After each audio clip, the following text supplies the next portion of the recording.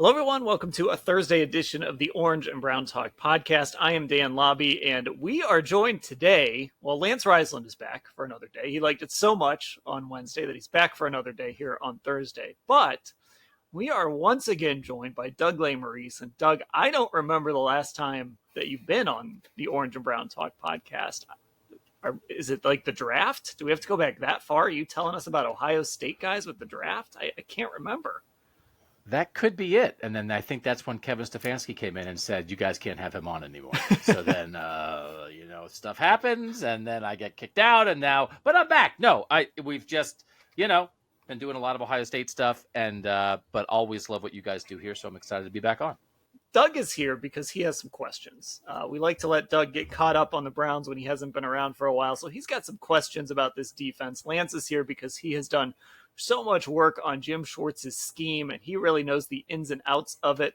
So Lance and I are going to kind of team up to try and answer these questions as best as we can. So Doug, I will hand things over to you. Go ahead and fire away. Okay, so it seemed like last year a lot of people wanted the defensive coordinator fired, and then he got fired. And then it seemed like people were really excited about Jim Schwartz, both from he's a tough guy, and oh, by the way, he's got a great scheme. So I would like Dan and Lance, you to characterize how much of an upgrade Jim Schwartz is from Joe Woods. And I don't know if you want to do a 1 to 10 scale and you think Joe Woods last year was a blank and you think Jim Schwartz will be a blank, you can use adjectives, however you want to characterize it. But of course it's an upgrade because one guy got fired and one guy got hired and Jim Schwartz has a long reputation. But how much? Is it a sea change? Is it like, no, it'll be better, but it's still about the players. I don't have a handle on what that one move, how much it will change this defense. So this is something we get from our texters too, from our football insiders. Like they'll ask, I actually did a little Q&A yesterday and a few people asked how much was Joe Woods to blame for last year and how much were the players to blame for last year? And I think that's an interesting question. So I guess I'll do the 1 to 10 scale. I would say Joe Woods, I think he gets unfairly blamed a little bit, but there were certainly issues there. I would say he's like a 5, so right in the middle. I think he can coordinate a good defense. I think we've seen him do it for stretches, but I don't think he's anything he's not some legendary. He's not Bill Belichick, right, or somebody like that who is. I think Jim Schwartz, where he's going to really make a difference. And Lance, you can speak to the differences in the scheme a little bit more than I can, but I think where Jim is going to make a difference is if John Johnson is not here anymore, but let's say he was. And if I'm John Johnson and I'm not happy with something or I'm spouting off in the locker room, Jim Schwartz can come downstairs and say, John, you can't do that.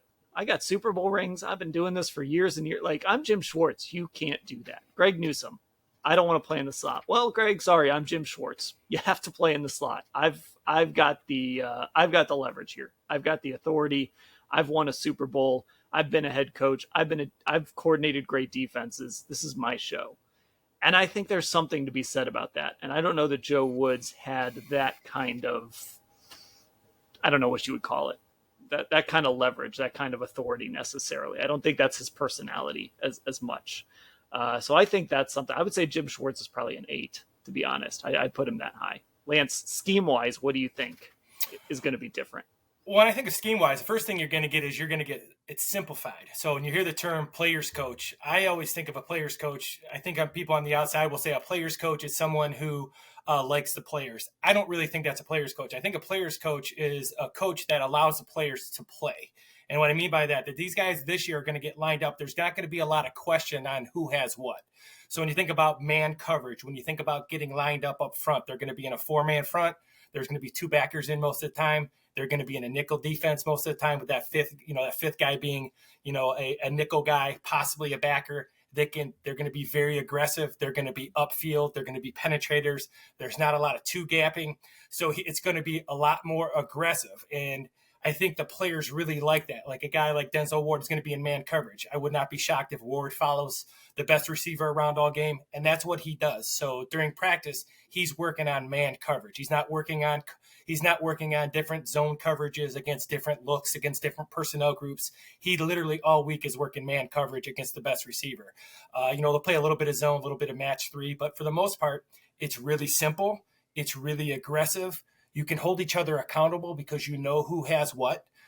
Everybody's got to be a football player. That's the one thing that I've really noticed over those 17 games that I watched was these guys are all football players. That 2017 Eagles defense were all football players. They played linebacker. They were kind of positionless.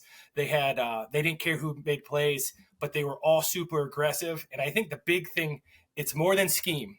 He brings an attitude, and that attitude has to come to the field for the Cleveland Browns. They have to be nastier. They have to be not as nice. And that's what I think they're going to get with Jim Schwartz is they're going to be just more aggressive and simple and play. And you'll know who the players are because you're going to be in man coverage. You're going to be one-on-one. He's going to create matchups for you. So that's what I see schematically. It's just going to be more aggressive and simplified.